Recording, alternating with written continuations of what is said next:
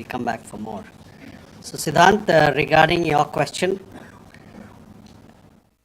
as you are aware, we have a long-standing national position that any issues pertaining to the Union territory of Jammu and Kashmir have to be addressed by India and Pakistan bilaterally. That stated policy has not changed. As you are aware, the outstanding matter is the vacation of illegally occupied Indian territory by Pakistan. और people like Manish, आपके लिए मैं हिंदी में रूपांतर कर दे रहा हूँ. हमारा लंबे अरसे से यही राष्ट्रीय पक्ष रहा है कि भारतीय केंद्र शासित प्रदेश जम्मू और कश्मीर से संबंधित किसी भी मुद्दे को भारत और पाकिस्तान को द्विपक्षीय तरीके से ही हल करना है. इस नीति में कोई बदलाव नहीं हुआ है. जैसा कि आप जानते हैं, लंबित मामला केवल पाकिस्तान द्वारा अवैध रूप से कब्जा किए गए भारतीय क्षेत्र को खाली करने का है. Siddhant, you had another question regarding ceasefire and what sort of role other countries played, etc. See, the specific date, time and wording of the understanding was worked out between the DGMOs of the two countries at their phone call on 10th May 2025, commencing at 15:35 hours. The Foreign Secretary had made a statement in this regard, as you would be aware. The request for this call was received by MEA from the Pakistani High Commission at 12:37 hours. The Pakistani side had initial difficulties connecting the hotline due to connecting to the Indian side due to technical difficulties. The timing was then decided based on the availability of the Indian DGMO at 15:35 hours.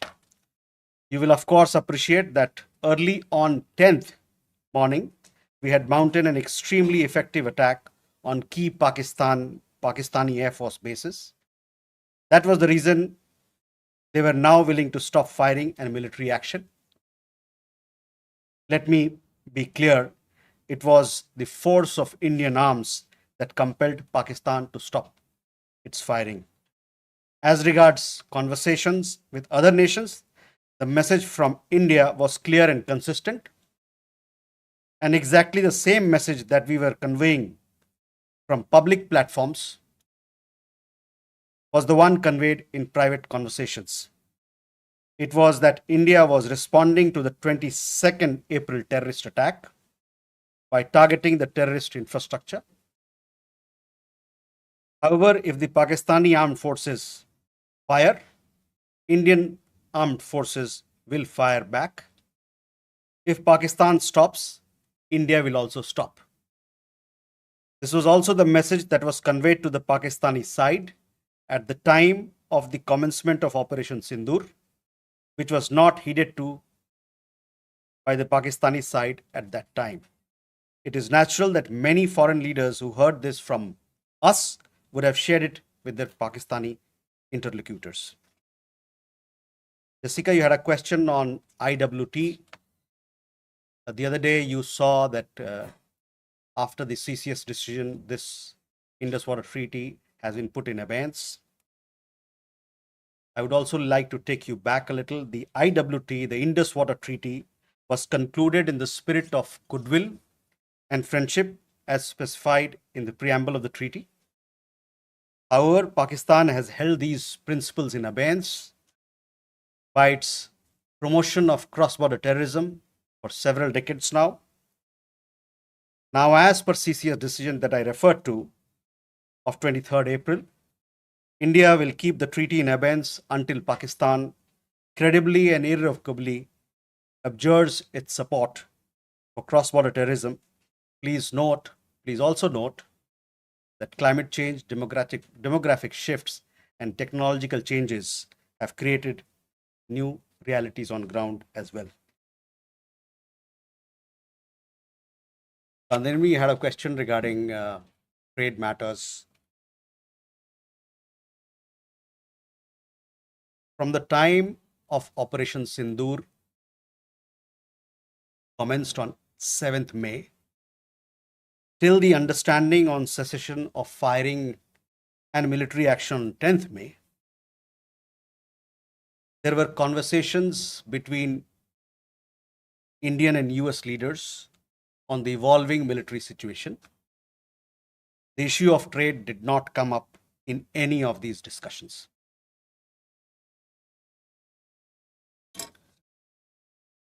Siddhant, you had a question on the latest statement issued by Pakistan Foreign Office.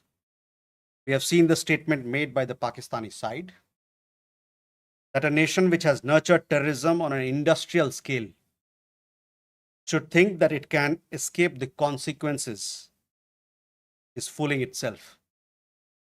The terrorist infrastructure sites that India destroyed were responsible not only for the deaths of Indians, but of many other innocents around the world. There is now a new normal. The sooner Pakistan gets it, the better it is. Shall we take more questions? Aditya?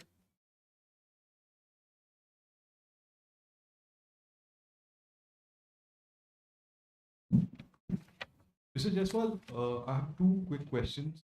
One, that some Indian diplomats given interviews abroad have said that India has electronic intercepts and gathered intelligence linking to Pahalgam attackers to the handlers, and they have been planning more attacks. So have you given any kind of this evidence to the foreign attaches and diplomats that were briefed today, and in the context of ambassadors also that were briefed earlier? And yeah, that's about it. Megha?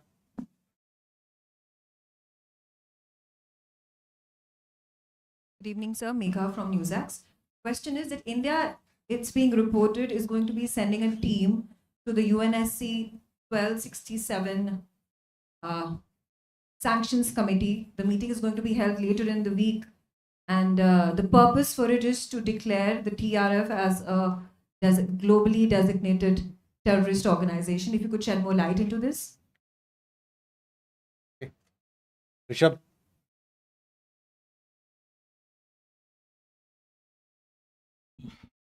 Spokesperson, good evening. Rishabh from Times. Now, I have just two questions here. Pakistan Foreign Minister Ishaq Dar has given an interview to CNN, and where he has claimed success and suggested that India was keen to have the ceasefire. Your comments on that?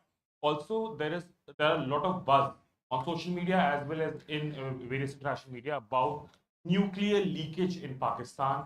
Can you shed some light on that as well?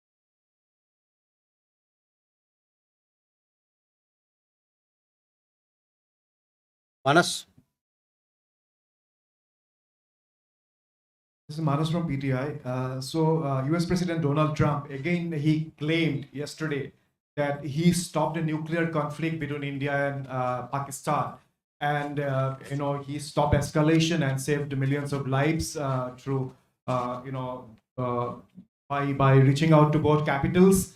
He even said that, in fact, he pressured India and Pakistan to just come forward for the cessation of hostilities, saying that if you don't do, then I will stop trade with both the countries.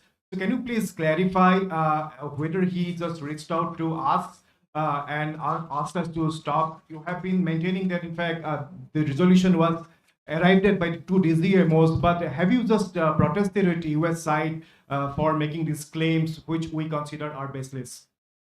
Okay, let me take these questions. First, Aditya, your question. We have had several rounds of briefings, and in these briefings, we have also shared with you the kind of linkage we see between the perpetrators of the attack of Pahalgam, in particular, the Resistance Front. Foreign Secretary in his statement also made very clear the kind of evidence that we see. And investigation is going on in this particular matter. You would have seen that TRF had taken responsibility, and then second day, twice they had taken responsibility, and thereafter, possibly at the behest of their handlers, they rolled it back. But TRF is one organization which is a front of the Lashkar-e-Taiba, and you would understand and perhaps be in the knowledge of it that we have been pursuing listing of TRF in the United Nations, by the United Nations Security Council, by the Sanctions Committee, UNSC 1267 Sanctions Committee. I'm not privy to what was shared 2 hours back, but for sure we'll update you on as to how the investigation progresses in this matter. Mega on UNSC 1267 Sanctions Committee.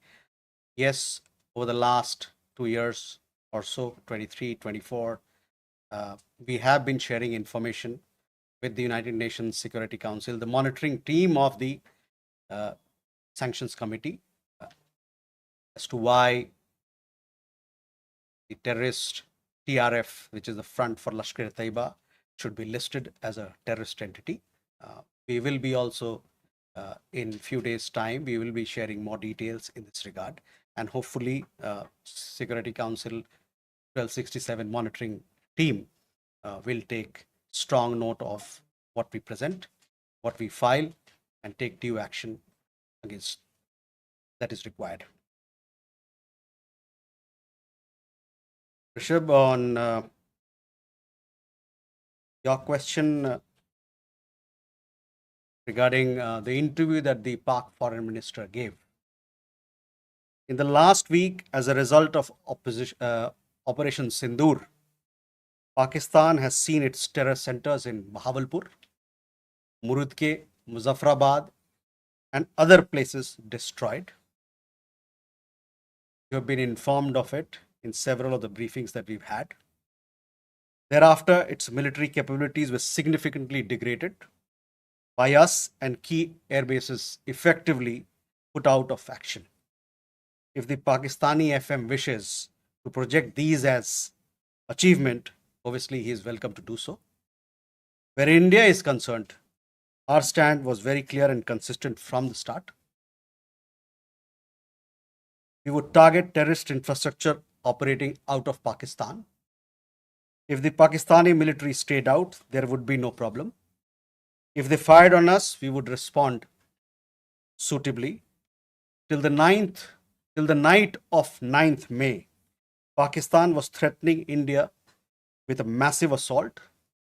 Once their attempt failed on 10th May morning, and they received a devastating Indian counter response, their tune changed, and their DGMO eventually reached out to us. I just referred to the timings, etc., as to when they reached out. In essence, India's position remained the same. Pakistan's position changed on 10th May morning after its air bases were effectively put out of action. All you have to do is to look at who called who to negotiate the terms of the cessation of firing. By the way, we are living in a day and age where you have satellite pictures available commercially. I urge you to look at the satellite pictures of the sites which Pakistan says or claims to have attacked in India. Contrast it with the sites and places which we successfully targeted and destroyed. That will give you a clear answer. Claiming victory is an old habit. 1975 की बात यही थी, 71 की बात यही रही, 1999 Kargil war में भी यही राग आलापा. तो पाकिस्तान का तो पुराना ये उनका ढोल बजाने का है, जो रवैया है, आलापने का रवैया है, ढोल बहुत पुराना है. परस्त हो जाओ लेकिन ढोल बजाओ.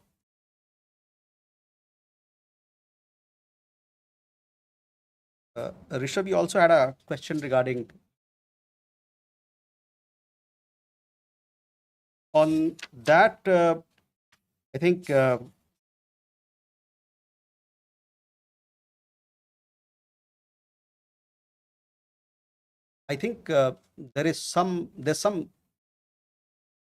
are 2-3 things there. There's talk of we saw some social media post about Egyptian, American aircraft, etc. But those questions are for them to answer, not for us. But on the nuclear, we In the defense briefing, if you remember, our side made things very clear as to what was the target, etc. As far as your particular question, I think the Pak Foreign Minister also has made some comments on that. Manas,